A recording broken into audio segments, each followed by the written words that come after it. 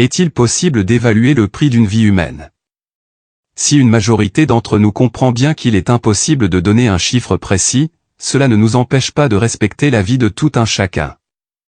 Mais quand le profit et l'argent s'en mêlent, pour certaines personnes, la vie n'a aucune valeur.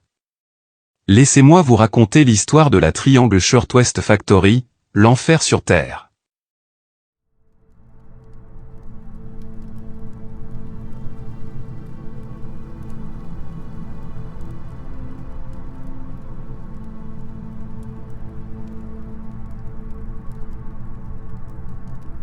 Le 25 mars 1911, une usine de textile située dans le quartier de Greenwich Village à Manhattan, la Triangle Shirtwaist Factory, prit feu en quelques minutes, tuant 148 personnes, principalement des jeunes femmes. Selon d'autres sources, le nombre de victimes s'élèverait à 146 personnes. Cela semble plutôt anecdotique au vu de la tragédie qui s'est déroulée ce jour-là. Les portes étant verrouillées pour empêcher les vols et les issues de secours insuffisantes, de nombreux ouvriers se précipitèrent dans les étages supérieurs du bâtiment pour éviter d'être brûlés vifs. L'incendie choqua la nation tout entière et permit plus tard de changer les règles de sécurité en matière d'incendie. Le bâtiment de 10 étages qu'on appelait l'immeuble H était situé à l'angle de Green Street et de Washington Place. Les propriétaires, Max Planck et Isaac Harris, louèrent ou sous-traitèrent les 7 étages inférieurs de l'immeuble à diverses autres entreprises similaires. Ils réservèrent les 8e, 9e et 10e étages à l'usine de la Triangle Shirtwaist Factory, qu'ils exploitèrent pour fabriquer des chemisiers pour femmes. Les employés de la Triangle Shirtwaist Factory n'avaient pas le droit de quitter le bâtiment par les portes principales. À la fin de leur journée de travail, ils devaient se diriger vers la porte de sortie arrière, qui était verrouillée pendant les heures d'ouverture par crainte de vol. De même, les employés étaient systématiquement fouillés avant de partir, de peur qu'ils ne tentent de dérober quelque chose. Les jeunes femmes qui travaillaient dans l'atelier ne connaissaient que cette seule sortie pour s'échapper en cas d'incendie. Tout était donc propice pour une tragédie. Le 25 mars 1911 était un samedi, et selon tous les témoignages, une belle journée de printemps. La plupart des ouvriers des ateliers clandestins de la ville étaient libérés à l'heure du déjeuner, pour leur demi-journée de congé du samedi, y compris ceux qui travaillaient aux 7 étages inférieurs de l'immeuble H. Cependant, les propriétaires de l'atelier de textile ont fait travailler la plupart de leurs employés jusqu'à 17 heures. Cela signifiait que près de 500 femmes et une centaine d'hommes étaient au travail ce jour-là. La plupart des femmes étaient très jeunes, âgées de 16 à 23 ans, et très peu parlaient anglais. Il s'agissait en grande partie d'immigrantes italiennes, allemandes, russes et hongroises, et bon nombre d'entre elles étaient les principales sources de revenus de leur famille. Les hommes employés par l'entreprise travaillaient principalement comme employés de bureau et cadres. Vers 16h40, quelques minutes à peine avant la fin de la journée de travail, des cris d'effroi ont retenti au 8e étage. Personne n'a jamais su exactement comment l'incendie s'était déclaré, mais la plupart des gens ont supposé qu'il avait été provoqué par une cigarette ou une allumette jetée par inadvertance. En quelques minutes, les flammes jaillissaient des fenêtres des 3 derniers étages de l'immeuble H. 4 alarmes incendie ont immédiatement été déclenchées, mais le feu et la chaleur étaient déjà si intenses que 5 femmes s'étaient déjà précipitées dans le vide, avant même l'arrivée du premier camion de pompiers. Des 2 ascenseurs de l'immeuble, un seul était en état de marche. Quelques minutes après le début de l'incendie, l'unique cage d'escalier était déjà emplie de flammes et de fumée, ce qui rendait impossible toute fuite par cette voie. Thomas Gregory, un liftier d'un autre immeuble qui rentrait chez lui ce jour-là, s'est précipité dans l'immeuble, et a fait 3 voyages avec l'ascenseur avant qu'il ne tombe en panne. Il a raconté avoir laissé une foule de personnes terrifiées et paniquées, essayant de se frayer un chemin jusqu'à l'ascenseur, mais n'a pu prendre qu'une quinzaine de personnes à chaque voyage. Bien que l'ascenseur ne fonctionnait plus, les portes de la cage ont été forcées et plusieurs personnes ont tenté de s'échapper en se laissant glisser le long des câbles. Au moins 2 personnes ont réussi leur tentative. Une jeune femme, plus tard sortie vivante de la cage, a déclaré qu'elle s'était évanouie en descendant les câbles, et qu'elle ne se souvenait pas de ce qui s'était passé ensuite, mais qu'elle pensait avoir survécu parce qu'elle avait atterri sur plusieurs cadavres de ses collègues, ce qui a amorti sa chute. Un autre homme a déclaré avoir utilisé les mêmes câbles pour fuir, et alors qu'il glissait vers le bas, le corps d'une jeune femme qui tombait d'un étage supérieur, l'a fait lâcher prise et chuter au bas des derniers étages. Heureusement, il a survécu. Après l'incendie, 25 corps ont été retirés du fond de la cage d'ascenseur. Toutes ces victimes avaient sauté pour échapper aux flammes. Harris et Blanc, les propriétaires de l'immeuble, ainsi que les enfants de Blanc et leur nourrice, se trouvaient tous dans l'usine lorsque l'incendie s'est déclaré. Tous ont réussi à s'échapper en se dirigeant vers le toit. Ils étaient les seuls à connaître cette issue de secours, et les seuls à savoir que l'unique porte non verrouillée menant vers le toit était celle du dernier étage. Environ 200 ouvriers ont tout de même fini par y accéder. La majorité d'entre eux travaillaient au 10e étage. Le bâtiment de la faculté de droit de l'université de New York était situé juste de l'autre côté d'une petite cour, mais se trouvait un étage plus haut. Alors que l'incendie faisait rage, plusieurs étudiants en droit menés par Charles Kramer et Elias Kanter se sont précipités au secours des employés. Ils ont attaché 2 petites échelles ensemble pour que les victimes puissent grimper sur le toit de leur immeuble.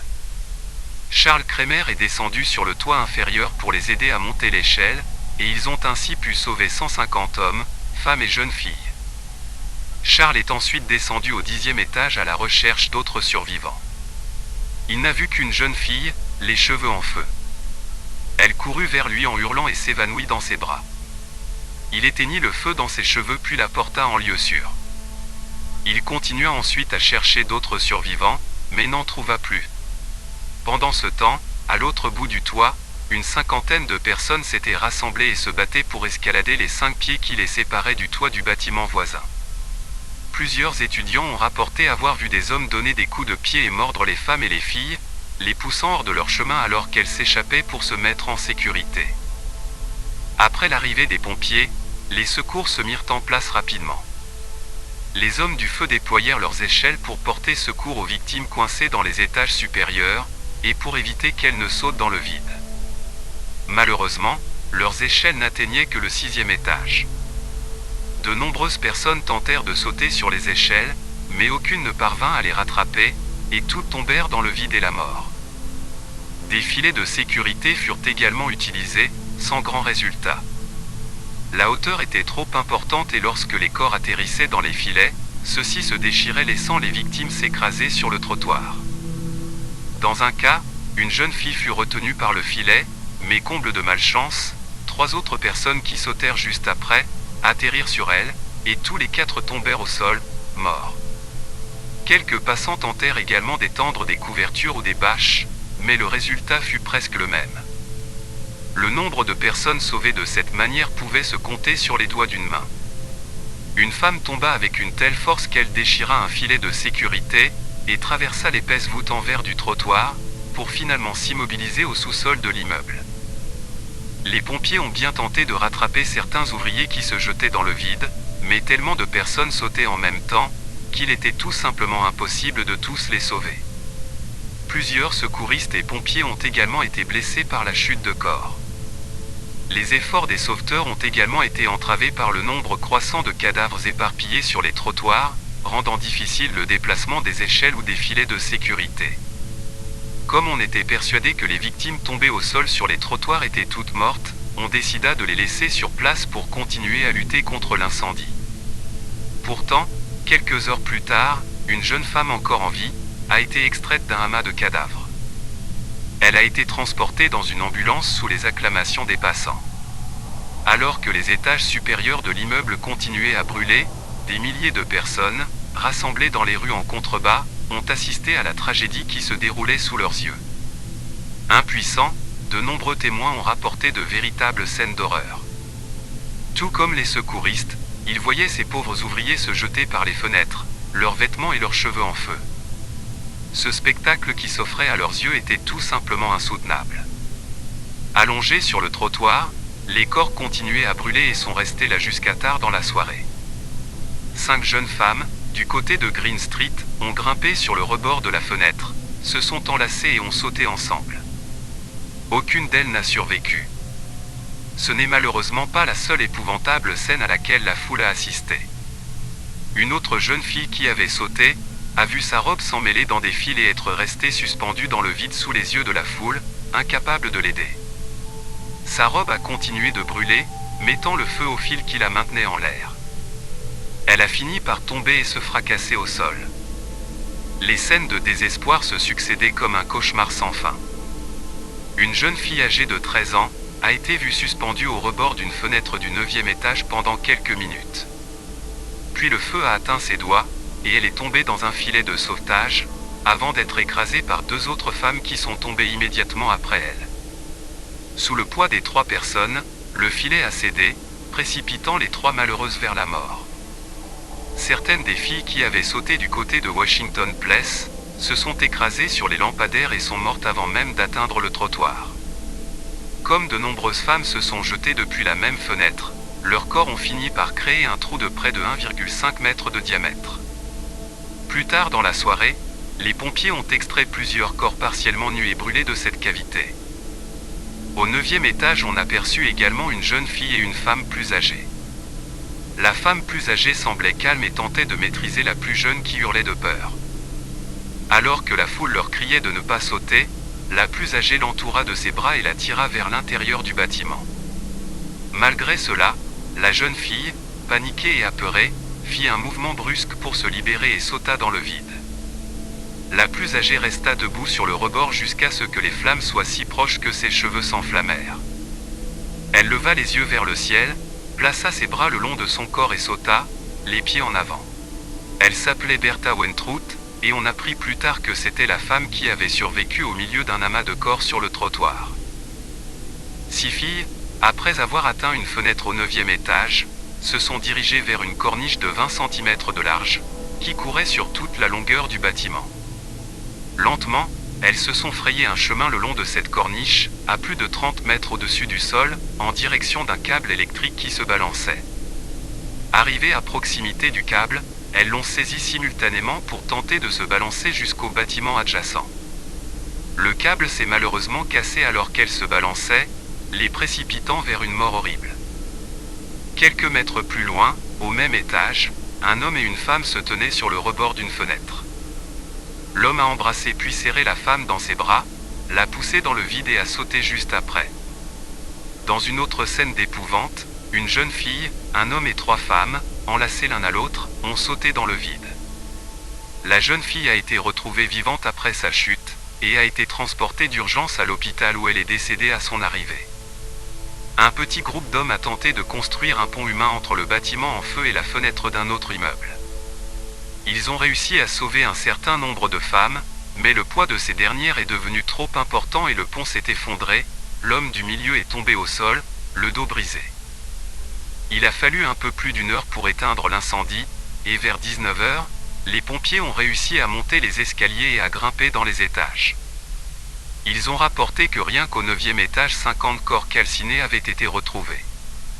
Les corps brûlés de 19 autres victimes ont été retrouvés entassés contre des portes verrouillées, et 25 autres ont été retrouvés entassés les uns contre les autres dans un vestiaire. Chaque corps a été soigneusement soulevé, puis enveloppé dans du tissu et descendu sur le trottoir à l'aide d'un système de poulies. Ils ont ensuite été déposés dans des cercueils en bois alignés dans la rue, et transportés à la morgue de l'hôpital Bellevue ou à la morgue de Charity Pier. Un journaliste a écrit dans le New York Times qu'il était difficile d'appeler ce qu'il avait vu comme des restes de corps, car cela suggérerait quelque chose d'humain, et il n'y avait plus rien d'humain dans la plupart de ces restes. Le chef des pompiers Edward Crocker, l'un des premiers hommes à rentrer dans le bâtiment après l'incendie, a quitté l'immeuble en état de choc, déclarant que de toutes ces années, il n'avait jamais rien vu de tel que ce qu'il avait vu dans ses étages supérieurs. La police a estimé que près de 200 000 personnes, familles, amis et curieux, avaient défilé devant les 150 cercueils en bois des malheureuses victimes. Certains étaient là pour identifier un être cher, et d'autres simplement par curiosité morbide. Des dizaines de milliers de personnes ont également été refoulées par la police pour éviter que cela ne devienne un véritable spectacle. De nombreux corps trop gravement brûlés pour être reconnaissables ont été recouverts d'une bâche blanche dans l'espoir qu'ils puissent être identifiés plus tard grâce à des bibelots, des bijoux ou des vêtements. Des histoires et des témoignages, dont les sources n'étaient pas toujours vérifiables, ont commencé à circuler. Une jeune fille a été identifiée grâce à une chevalière de famille retrouvée accrochée à sa chair carbonisée. Une autre s'est effondrée après avoir identifié son fiancé grâce à sa bague, alors qu'elle s'était fiancée la nuit précédente. Un homme, qui avait fait la queue pendant plus de 5 heures, a identifié ses filles grâce à leurs vêtements. Après s'être écroulé de chagrin, il a tenté de se suicider sur place. Il a été maîtrisé par la police jusqu'à ce qu'il se calme suffisamment. Un homme qui avait échappé à la mort a également identifié sa fiancée grâce à un bijou qu'il lui avait offert. Dans sa main, elle serrait toujours une petite sacoche, son salaire hebdomadaire de 3 $ étant resté intact à l'intérieur. Un autre homme en sanglots s'est éloigné en titubant. Il venait de reconnaître les corps de ses 2 sœurs et de sa mère. L'incendie venait d'emporter toute sa famille. Un hôpital de fortune fut également installé sur le quai pour soutenir les proches et les familles. Une fois les identifications par les proches terminées, il restait encore 31 personnes non identifiées. Une association hébraïque paya l'enterrement pour 23 des victimes, et les corps furent inhumés dans une section spéciale du cimetière de Mount Richmond. Les 8 corps restants furent enterrés au cimetière des Evergreens à Brooklyn. Lorsque l'incendie s'est déclaré, les seuls moyens de lutte contre le feu étaient 27 seaux d'eau. Il existait également un escalier de secours, mais celui-ci s'effondra presque immédiatement. La plupart des sorties étaient verrouillées, et celles qui ne l'étaient pas s'ouvraient vers l'intérieur, de sorte qu'elles restèrent bloquées quand la masse de personnes apeurées et paniquées se précipita, et s'agglutina contre elles. Tous ces corps calcinés retrouvés à l'intérieur du bâtiment, ces amas de cadavres le long des trottoirs, ces rangées de corps de jeunes filles, tout cela a indigné l'opinion publique. 53 personnes avaient sauté, étaient tombées ou avaient été poussées des étages supérieurs, et des milliers de personnes étaient là pour les voir tomber et heurter le trottoir. L'âge moyen des victimes de l'incendie était de 19 ans. L'indignation publique a pris une ampleur sans précédent et s'est répandue comme une vague à travers tout le pays. Les reportages et les photos de la tragédie apparaissaient dans les journaux du monde entier. La pression publique était très forte. Il fallait absolument apporter des changements au code de prévention des incendies existants et à leur application sur les lieux de travail. En 1911, l'Assemblée législative de l'État de New York créa la commission des usines et imposa de nombreuses exigences suite à cette terrible tragédie, telles que l'obligation de laisser toutes les portes de sortie déverrouillées pendant les heures de fonctionnement, et l'installation de gicleurs dans les usines employant plus de 25 personnes. Avant l'incendie, le gouvernement laissait les entreprises tranquilles, en ce qui concerne la sécurité de leurs employés. Par la suite, le gouvernement n'eut d'autre choix que de commencer à instaurer des lois de sécurité radicales pour la protection des travailleurs. En fin de compte, personne ne fut tenu responsable des décès. En décembre 1911, Max Planck et Isaac Harris, les propriétaires de l'H Building et de la Triangle Shirtwaist Factory, furent accusés et jugés pour homicide involontaire. Malgré une foule hostile devant le tribunal, les 2 hommes furent acquittés de toutes les accusations par le jury après seulement 2 heures de délibération. 23 poursuites civiles individuelles en dommages et intérêts contre la société furent réglées pour une moyenne de 75 $ par vie perdue. La compagnie d'assurance a payé à Blank et Harris environ 60 000 $ de plus que les pertes déclarées, soit environ 400 $ par victime. Blank a continué à travailler dans le secteur de la fabrication de vêtements et a ouvert une autre usine sur la 5e avenue. En 1913, 2 ans seulement après l'incendie de l'usine, il a été arrêté pour avoir verrouillé la porte de sortie de son usine pendant les heures de travail. Il a été condamné à une amende de 20 $. L'immeuble H se dresse toujours à l'angle de Washington Place et de Green Street, mais son nom a été changé en Brown Building. Les étages de cet immeuble n'abritent plus d'ateliers de misère employant des femmes et des jeunes filles immigrantes pauvres et désespérées, surmenées et sous-payées. Aujourd'hui, le Brown Building est rempli de jeunes étudiants en sciences, car il fait partie de l'Université de New York en tant que laboratoire scientifique, la même université qui se trouvait à côté et qui a permis à près de 150 personnes de fuir l'incendie avec l'aide de nombreux étudiants. Au coin du bâtiment, une plaque commémorant les événements tragiques qui ont eu lieu sur ce site le 25 mars 1911 et les vies perdues ce jour-là, a été placée. La dernière survivante de l'incendie était Rose Friedman, née Rosenfeld, qui est décédée à Beverly Hills en Californie, le 15 février 2001, à l'âge de 107 ans. Elle était à 2 jours de son 18e anniversaire au moment de l'incendie. Elle a survécu en suivant les dirigeants de l'entreprise et en étant secourue sur le toit du bâtiment. De nos jours, certains récits étranges sont quelquefois rapportés. Des odeurs de fumée ou de chair carbonisée sont parfois ressenties. Une secrétaire qui travaillait dans l'immeuble depuis de nombreuses années a raconté l'étrange expérience qu'elle a vécue. Un soir, après avoir travaillé un peu plus tard que d'habitude et alors qu'elle sortait de l'immeuble, elle remarqua une jeune femme qui passait devant elle, titubant légèrement et l'air hébété. Elle était très sale et ses cheveux et ses vêtements semblaient roussis ou brûlés. Elle l'appela pour savoir si elle avait besoin d'aide, mais la jeune femme ne répondit pas. Elle continua simplement à marcher et tourna au coin de la rue. Pensant que la femme était peut-être blessée ou en difficulté, elle courut après elle. Arrivée au coin de la rue, elle se retrouva face à un trottoir vide. La jeune femme avait tout simplement disparu. Événement directement lié à l'incendie de l'usine Triangle Shirtwaist ou Imagination, nous ne le saurons jamais. Peut-être juste une piqûre de rappel pour ne jamais oublier cette terrible tragédie.